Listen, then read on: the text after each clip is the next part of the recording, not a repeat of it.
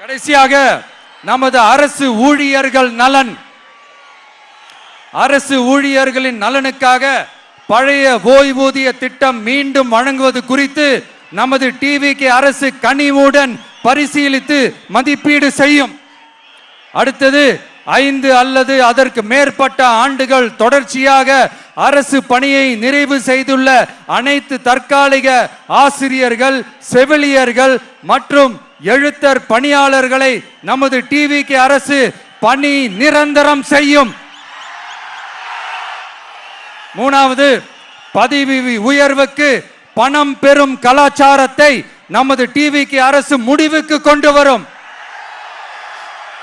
அனைத்து அரசு ஊழியர்களின் இடமாற்றங்களும் வெளிப்படையான மற்றும் கால வரையறைக்கு உட்பட்ட முறையில் நடைமுறைப்படுத்தப்படும்.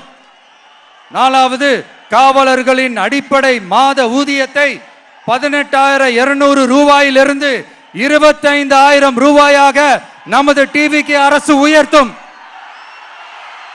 அதிக மன அழுத்தம் உள்ள பணிகளில் ஈடுபடும் காவலர்களுக்கு பணிப்படியாக மாதம் 1000 ரூபாய் கூடுதலாக வழங்கப்படும்.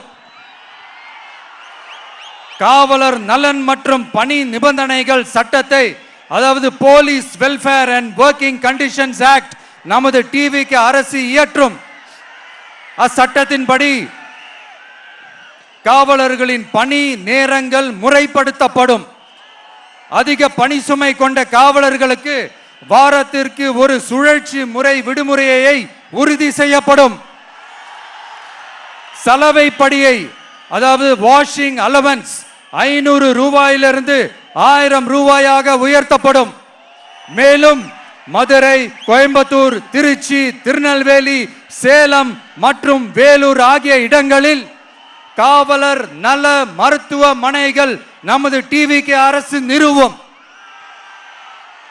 கடைசியாக, பெண் காவல்துறை அதிகாரிகள் பாதுகாப்பு நெறிமுறை அல்லது பாதுகாப்பு பணிகளுக்கு பணியமர்த்தப்பட மாட்டார்கள்.